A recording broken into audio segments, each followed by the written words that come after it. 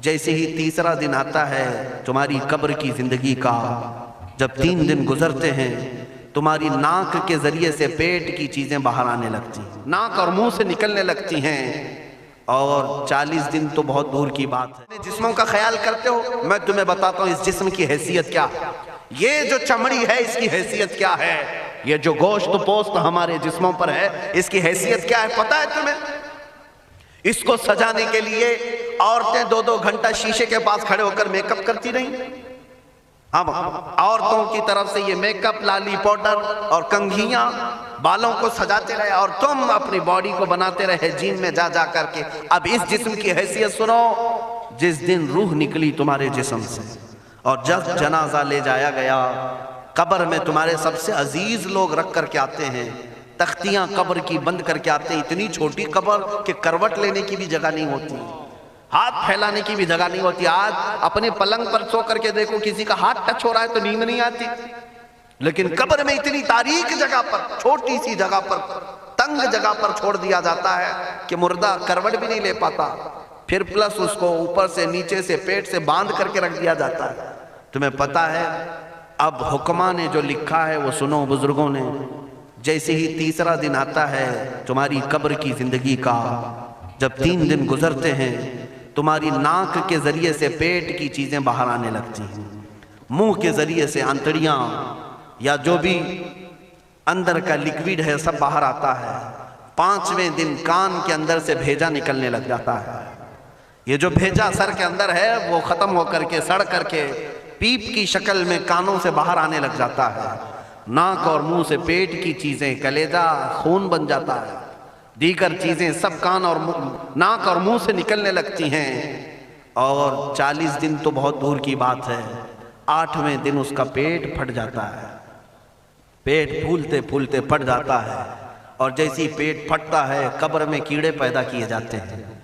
تم 1000 کوشش کر لو لیکن وہ کیڑے اسی کے لیے پیدا ہی کیے جاتے ہیں، ان کی غذا ہے، وہ ناک سے نکلا ہوا گودا، منہ سے نکلا ہوا گودا کھانے کے لیے کیڑے جمع ہو جاتے ہیں، پورے جسم پر طاری ہو جاتے ہیں۔ پیٹ جب پھٹ جاتا ہے تو اتنی شدید تعفن والی بو آتی ہے کہ قبریں بند ہوتی ہیں، ورنہ کئی لوگ صرف بو سے بیمار ہو جاتے ہیں، کئی لوگ۔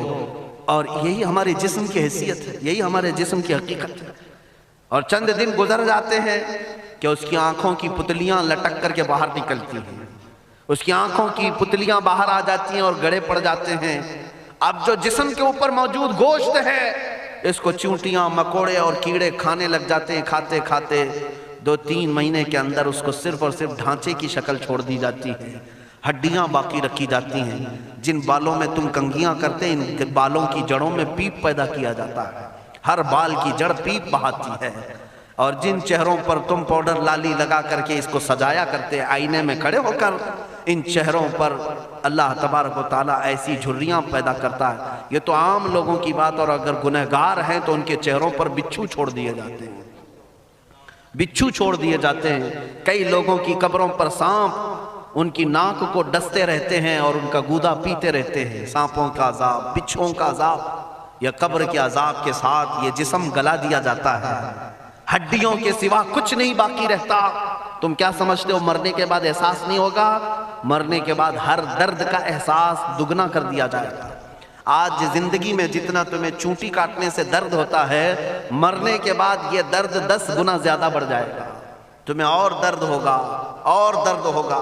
یہی جسم جو کیڑوں کی غذا بن گیا، کفن ختم ہو گیا، ہمارے جسم میں پیٹ کا گودا باہر آ گیا، آنکھوں سے کانوں سے ساری چیزیں لیکویڈ ختم کر دی گئی، بھیجا کانوں سے بہہ کر کے نکل آیا، بچا کیا ہمارے پاس؟ جس جسم کو ہم سجاتے رہے، سنوارتے رہے، اس پر ہزاروں پیسے بہاتے رہے، یہ جسم 40 دن کے اندر کیڑوں کی غذا بن گیا، سب ختم ہو گیا۔ میرے عزیزو، ہر انسان کے جسم کے ساتھ قبر یہی کرتی ہے، قبر دباتی الگ ہے، کیڑوں کا عذاب الگ ہے، بچھوؤں کا عذاب الگ ہے، لیکن یہ سب کے لیے احکام نہیں۔ کچھ وہ بھی جنازے ہیں جب یہاں سے جاتے ہیں تو ہزاروں کی آنکھوں میں آنسو چھوڑ کر جاتے ہیں، ہزاروں کی دلوں کی دھڑکن بن کر کے جاتے ہیں۔ ان کے جنازے جب جاتے ہیں تو اللہ کے ملائکہ بھی، فرشتے بھی ان کے جنازے کو اٹھانے کے لیے زمین پر آتے ہیں۔ یہ کون لوگ ہیں؟ جو اپنے سینوں میں عشق مصطفیٰ کی شمع روشن کیے ہوئے تھے. جینا چاہتے تو مصطفیٰ کے لیے، مرنا چاہتے تو مصطفیٰ کے لیے. فاضل بریلوی نے کیا خوب کہا، لحد میں عشق عشق رخ شہ کا داغ لے کے چلے، اندھیری رات سنی تھی چراغ لے کے چلے.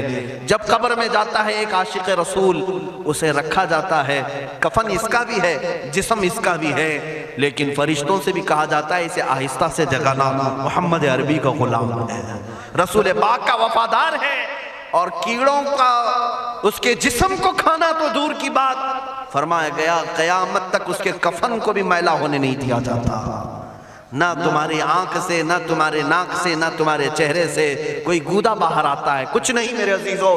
جسم تر و تازہ سلامت رکھا جاتا ہے. 1000 سال کیا 10,000 سال گزر جائیں، حوادث زمانہ بھی آئیں، لیکن اس کی قبر میں اس کا جسم سلامت رکھا جاتا ہے. اب تمہارے ہاتھ میں فیصلہ ہے کون سا جسم بنانا چاہتے ہو، وہ جو کیڑوں کی غذا بن جائے، یا وہ جس پر فرشتے بھی اتر کر سلام بھیجیں. میں نے خود میرے مرشد گرامی کے جنازے میں حاضری تھی. حضور تاج الشریعہ بدر الطریقہ رحمت اللہ تعالی علیہ، جس مرد قلندر نے اپنی پوری زندگی عشق مصطفیٰ میں گزاری ہے. آج تم نعرے لگاتے ہو تاج الشریعہ تاج الشریعہ، ان کے شب و روز دیکھے تھے کبھی؟ ان کی صبح اور شامیں دیکھی تھی کبھی؟ بہت پیر ہوں گے جو باہر پیر ہوں گے، اندر پیر ہوں گے، لیکن تاج الشریعہ کو میں نے اندر بھی دیکھا ہے، باہر بھی دیکھا ہے.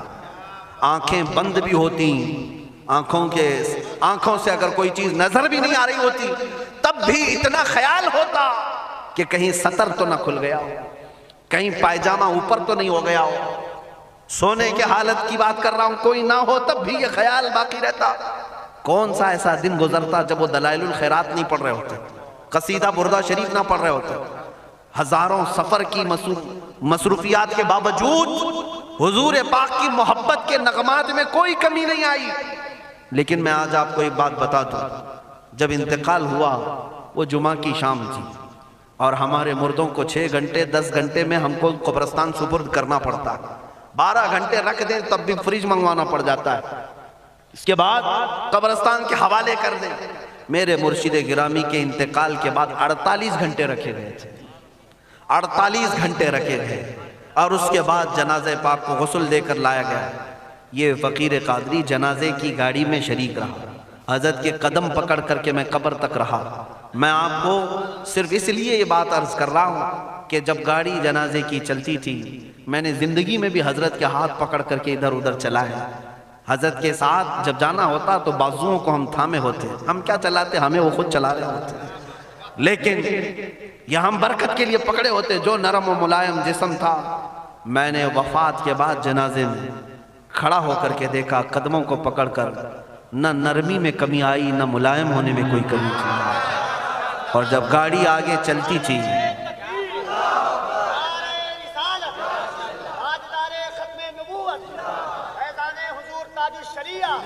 جب آپ گاڑی جنازہ جس پر رکھا ہوا تھا چلتی تھی، تو میرے عزیزو زندگی میں جس طرح جسم نرم ملائم تھا، میں نے دیکھا کہ گاڑی جب اس کے دھڑکے ہوتے تھے ادھر ادھر، تو پیٹ مبارک اور سینے مبارک ویسے ہی ہلتا تھا جیسے کسی زندے کا ہلتا. ہاتھ پر انگلی رکھے تو خون سرک جائے اور پھر اپنی جگہ پر آ جائے. یہ کوئی مبالغے کی بات نہیں کر رہا ہوں، یہ آنکھوں سے دیکھی ہوئی چیز ہے. اور قبر انور میں رکھنے کے بعد جب ان کے صاحبزادے اور داماد نکل کر کے آئے، تو تھوڑی دیر کے بعد ہم نے دیکھا کہ چہرہ خود بخود قبلے کی طرف تھا. ہم اپنے مردوں کو رکھواتے ہیں، لیکن اس عاشق رسول نے اپنا چہرہ پہلے سے قبلے کی طرف کر لیا. یہ کرامات کہیں یا زندگی کی حقیقت کہیں، حقیقی بات تو یہ ہے جو مصطفیٰ کی یاد میں جاتا ہے. اس نے کیا ہی خوب کہا شاعر کہ میرے جنازے پہ رونے والوں فریب میں ہو بغور دیکھو، میرے جنازے پہ رونے والوں فریب میں ہو بغور دیکھو، مرا نہیں ہوں غم نبی میں لباس ہستی بدل گیا. ہاں، مرا نہیں ہوں غم نبی میں لباس ہستی بدل گیا ہوں. ان عاشقوں کا حال یہی ہوتا ہے کہ یہ مر بھی جاتے ہیں، انتقال کر بھی جاتے ہیں، تو بس لباس بدلتا ہے، لیکن زندگی پہلے سے اور بلند ہوتی ہے. عزیزان گرامی تمہیں اسی بات پر میں لانا چاہتا ہوں، کون سی زندگی گزارنا چاہو گے؟ کون سی زندگی؟ یا عیاشوں کی، یا نچنیوں کی، یا مجرا کرنے والوں کی، ان ظالموں کی جو جہنم کی طرف تمہیں لے جانے کے لیے تیار بیٹھے ہیں؟ چند دنوں کی عیاشی ہے، تم گانے گا کر اچھل کود کر کے اپنے نفس کو تو راضی کر سکتے ہو، لیکن رب ذوالجلال کی رضا کبھی نہیں لے سکتے۔ آج تم دنیا میں فلموں کی زندگی جی کر کے تھوڑی دیر کی خوشی تو حاصل کر سکتے ہو، لیکن قبر کی راحت کبھی نہیں لا سکتے، قبر کا سکون کبھی نہیں لا سکتے۔ قبر میں اگر سکون چاہیے تو صرف ہمارے سینوں کو ادھر حوالے کرنا ہوگا، مصطفیٰ کریم کے حوالے کرو۔ اب اپنی زندگی کو بدلنے کا وقت آ گیا۔ اے میرے عزیزو، ناموس رسالت کی حفاظت یہی ہے کہ حضور کے اخلاق کی پہلے حفاظت کی جائے، حضور کی سنتوں کی حفاظت کی جائے، حضور پاک کے نام پاک کی حفاظت کی جائے، ان کی تعلیمات، ان کے احادیث کی حفاظت کی جائے، جس طرح صحابہ اکرام نے اپنی جانیں قربان کر کے حضور کی عزت کی حفاظت کی ہے۔ آج وقت آیا ہے ان ظالموں کی طرف نہ دیکھنا، یہ بھونک بھونک کر کے تمہیں جگا رہے ہیں، بیدار کر رہے ہیں۔ میں جواب دیتا رہوں گا انشاءاللہ، لیکن ساتھ میں ان حادثات کو اپنے لیے ایک الگ انداز سے دیکھتا ہوں۔ اگر کوئی کتا کوفے میں بیٹھ کر بھونکتا ہے اور میرے نبی پاک کی عظمت پر حملے کرتا ہے تو درد تو ہوتا ہے، لیکن ساتھ میں عقیدہ بھی تو ہمارا یہ ہے، رہے گا یوں ہی ان کا چرچا رہے گا، رہے گا یوں ہی ان کا چرچا رہے گا، پڑے خاک ہو جائیں جل جانے والے۔ یا رسول اللہ تو گھٹائے سے کسی کے نہ گھٹا ہے نہ گھٹے گا، جب بڑھائے تجھے اللہ تعالیٰ تیرا، مٹ گئے مٹتے ہیں مٹ جائیں گے آدھا تیرے، نہ مٹا ہے نہ مٹے گا کبھی چرچا تیرا۔ یہ کتے کتاب لکھ کر کے کہتے ہیں محمد عربی کا چرتر، ان کے اخلاق، ان کے کردار برے تھے، اور ایسی کوئی چیز نہیں ہے اسلام میں جس سے امپریس ہو کر اسلام قبول کیا جانا چاہیے۔ محمد صلی اللہ علیہ وسلم کے نام کو اسلام سے ہٹا دینا چاہیے۔ ان ظالموں کو میں جواب دینا چاہتا ہوں، اے مسلمانوں، یہ تمہیں جگانے کے لیے آ رہے ہیں، یہ تمہیں بیدار کرنا چاہ رہے ہیں۔ اب اٹھو اور یہ بتاؤ تم کہاں کہاں سے میرے نبی کو مٹاؤ گے، کہاں کہاں سے؟ ارے ہمارے گھروں میں بچوں کی ولادت بھی ہوتی ہے، کان میں اگر ہم اللہ کا نام لیتے ہیں تو ساتھ میں محمد کا بھی نام ہے۔ ہمارے بچے جس دن اس دنیا میں آتے ہیں اذان ان کے کانوں میں دی جاتی ہے تو اللہ کے نام کے ساتھ محمد کا نام بھی آتا ہی ہے۔ ہماری اذانیں، ہمارے نماز کو بلانے والی آوازیں، تم کیا مٹا پاؤ گے محمد عربی کے نام کو؟ یہ ہزاروں نہیں کروڑوں اذانیں بار بار دن میں دے دے کر کے یہ بتاتی ہیں کہ تم واللہ محمد عربی صلی اللہ علیہ وسلم کا ذکر تم کبھی الگ نہیں کر سکو گے۔ ذکر خدا جو ان سے جدا چاہو نجدی ہو، واللہ ذکر حق نہیں کنجی سقر کی ہے۔ حضور پاک کا نام کہاں سے ہٹاؤ گے؟ اذانوں سے ہٹاؤ گے، اقامت سے ہٹاؤ گے، نمازوں سے ہٹاؤ گے؟ بلکہ اقبال نے کیا ہی خوب کہا تھا، دشت میں دامن کوہسار میں میدان میں ہے۔ کہاں ہے یہ نام؟ دشت میں دامن کوہسار میں میدان میں محمد ہے، بحر میں موج کی آغوش میں طوفان میں محمد ہے، چین کے شہر مراکش کے بیابان میں محمد ہے، اور پوشیدہ ہر مسلمان کے ایمان میں محمد ہے۔ میں نے یہ تبدیل کر کے اسی لیے پڑھا ہے کہ ہر جگہ محمد ہے۔ رسول پاک صلی اللہ علیہ وسلم کو تم کہاں سے ہٹاؤ گے؟ ہمارے کروڑوں کی زندگیاں اس نام پاک پر قربان، اس نام پاک پر قربان۔ ان ظالموں کو یہ بات بتا دینا، اس نام پاک پر اللہ نے نقطہ تک نہیں رکھا ہے۔ محمد عربی صلی اللہ علیہ وسلم کے نام پاک پر نقطہ تک نہیں، عیب تو بہت دور کی بات ہے۔ اور مٹانے کی بات کرتے ہو، مٹانے کے لیے تم اس کا ایک لفظ تک نہیں مٹا پاؤ گے۔ محمد عربی اس عظیم ہستی کا نام ہے جس کی جڑیں تحت الثری میں ہیں، جس کی شاخیں اوج ثریا پر ہیں۔ حضور پاک صلی اللہ علیہ وسلم کو اللہ نے رفعنا لک ذکرک کہہ کر کے بلند فرما دیا ہے۔ کسی کے گھٹانے سے حضور کا نام کبھی نہیں گھٹے گا۔